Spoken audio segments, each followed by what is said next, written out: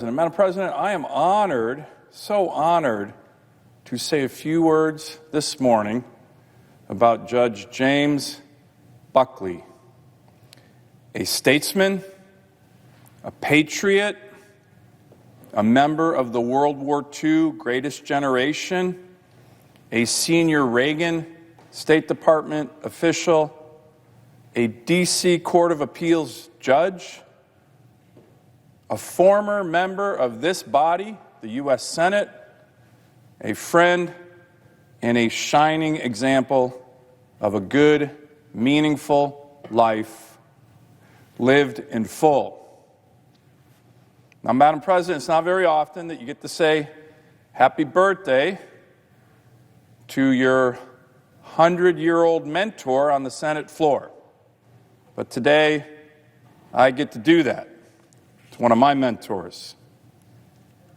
Judge Buckley has been a mentor and role model to me and so many other people who worked for him or worked with him over the past century.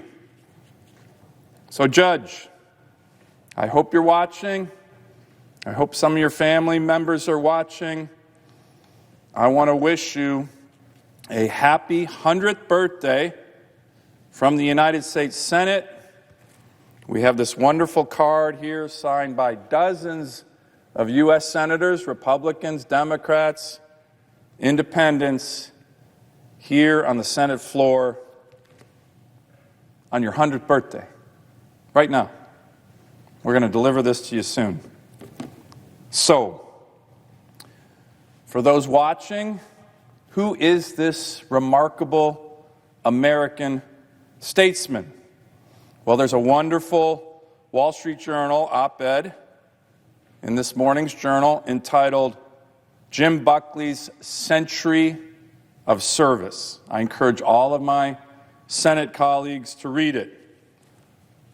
He was from a very large and famous Connecticut family, many prominent brothers and sisters, 10 of them, quite large. His younger brother was the conservative intellectual William F. Buckley. But James Buckley, Judge Buckley, I like to call him, served his country in so many ways. As I noted, first, heroically as a World War II naval officer, service in many battles, including the Battle of Okinawa, which was the bloodiest battle in U.S. Navy history.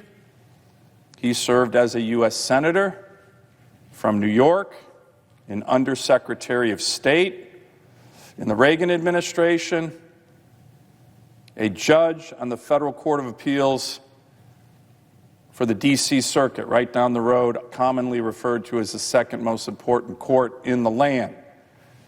Think about that. That's service at the highest levels of 3 different branches of government, the only living American to do that, and the oldest member of the U.S. Senate, former member.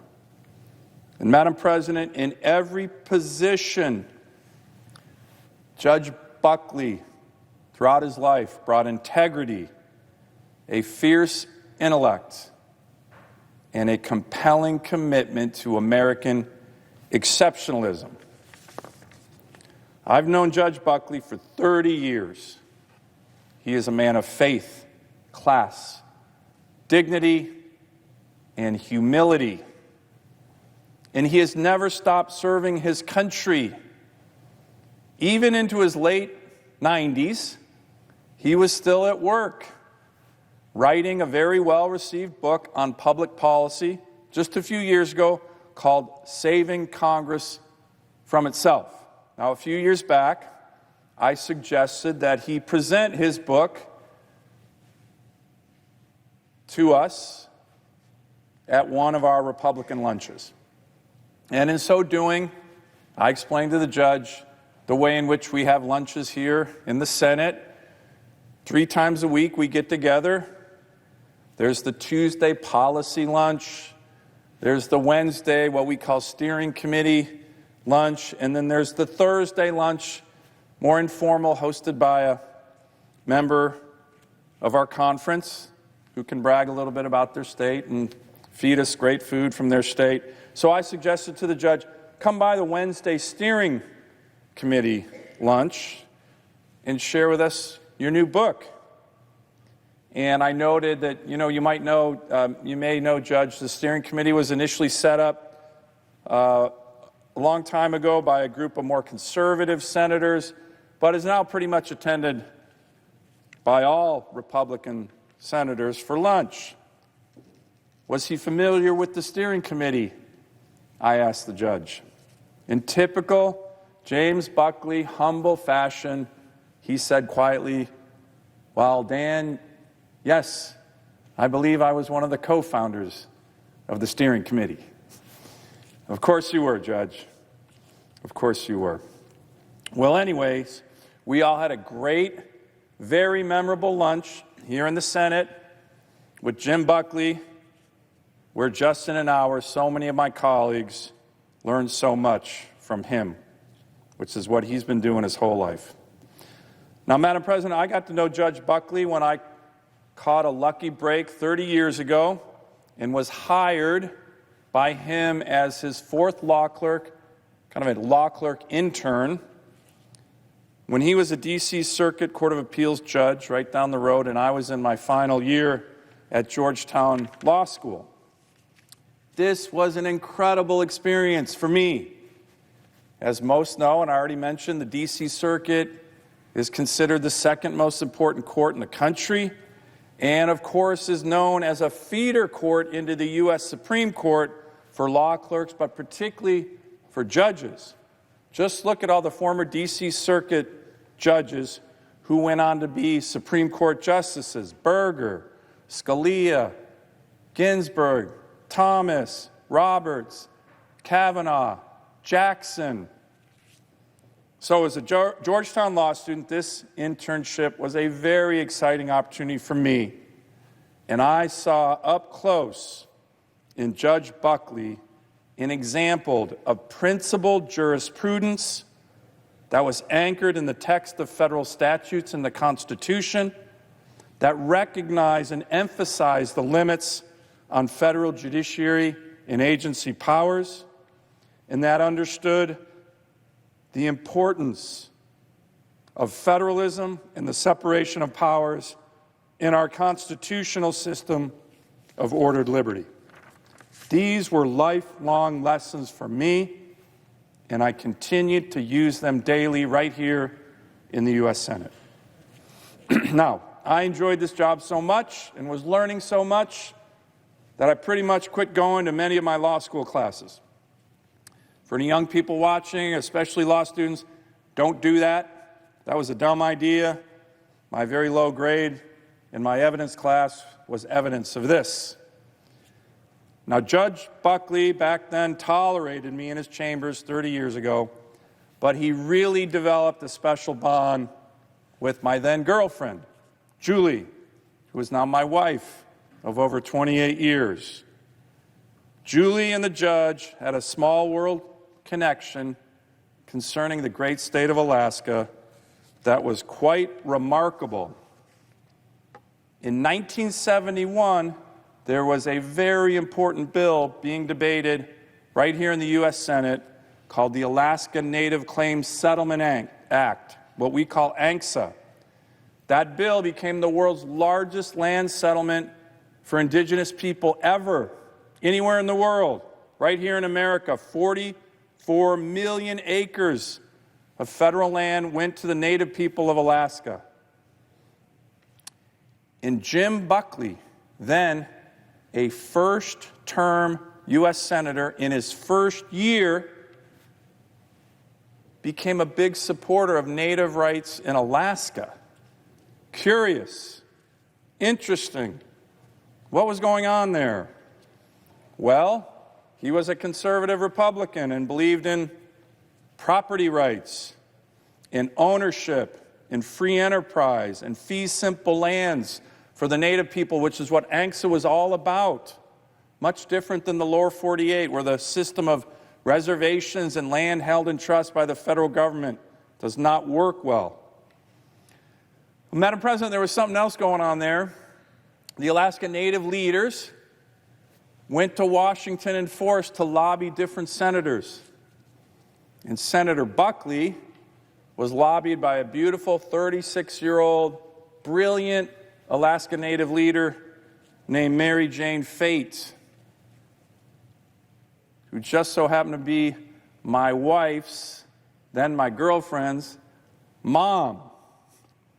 So the judge and my girlfriend Julie figured that out, put two and two together, that her mom was one of the big reasons in terms of lobbying that he got interested in the ANCSA legislation and was a strong supporter of that.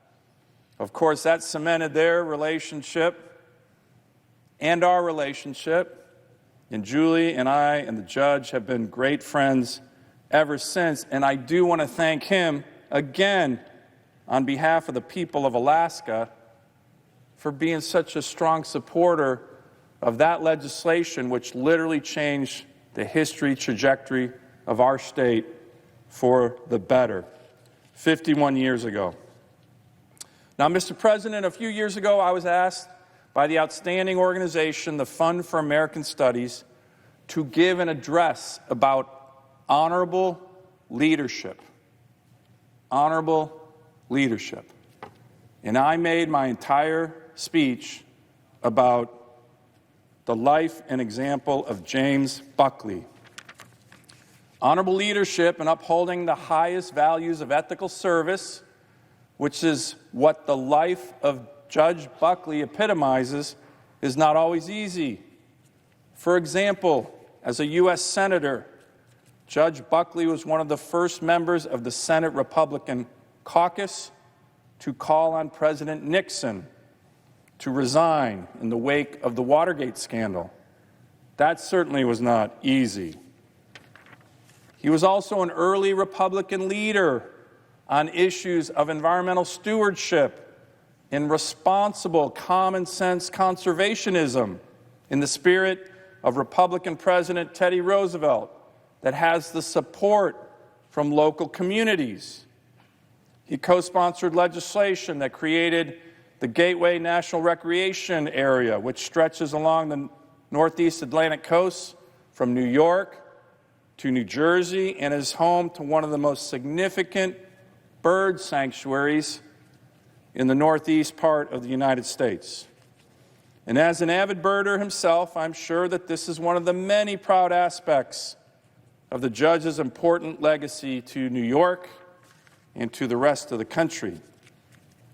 But, Mr. President, I think without a doubt, the most important legacy Jim Buckley has left all of us in the past 100 years has been his commitment to freedom and American liberty in both words and deeds. He fought for American freedom in the Pacific and World War II. Like so many from his greatest generation, he literally saved the world from tyranny. And he spoke eloquently of American freedom throughout his life. In another one of his books, titled If Men Were Angels, he wrote the following: I believe that in the last analysis, the most important thing in social and political life is freedom. And I believe that it is because of the safeguards written into the Constitution and the character of the American people that we have enjoyed freedom in such great measure more than any other country. Mr. President, this great American patriot has left his mark on the American soul, in American history, and American heritage at the highest levels of our federal government in all three branches of service. Thank you for your exceptional service to our great nation, Judge Buckley. All of the U.S. Senate and all of America wish you a happy and healthy 100th birthday. Mr. President, I yield the floor.